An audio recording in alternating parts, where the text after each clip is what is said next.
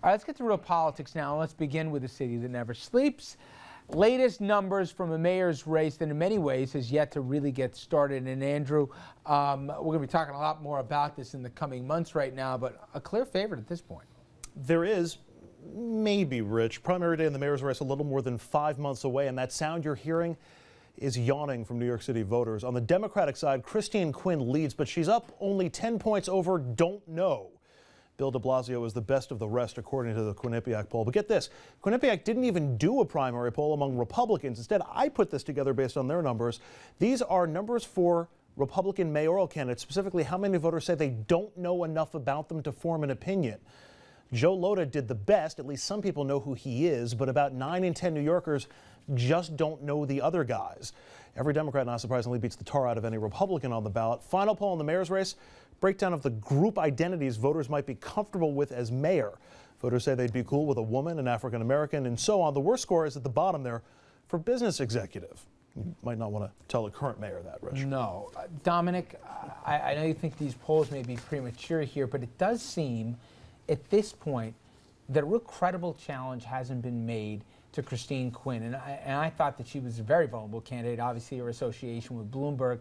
Are you surprised too? We're about to be in March now. Not surprised at all. The first real test, the real test for Christine Quinn is what happens in that live forum that her team can't control, like a debate. Does she stumble? Does she slip? I'm not saying that she's not the clear front runner. In this poll, she did better than the top three. She a combined score higher than the top 3 Democrats that won her job.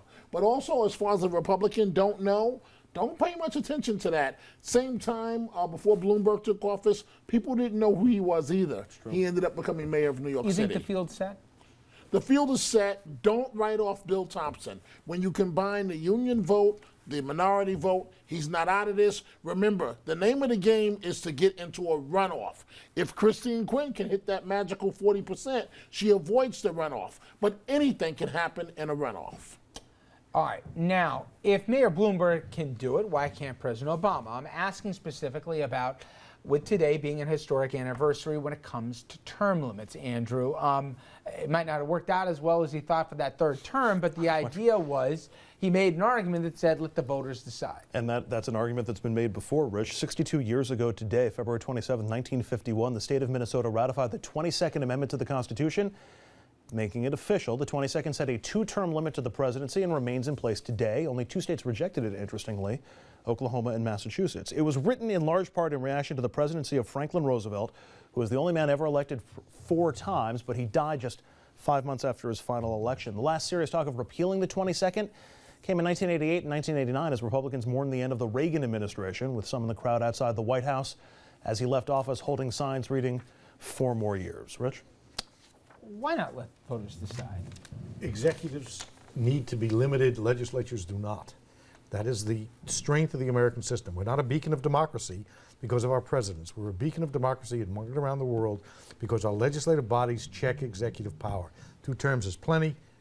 The legislature should have greater say over the course of national politics. Don't legislatures still have a check and balance against an executive in his 3rd term or his 4th term or his 5th term?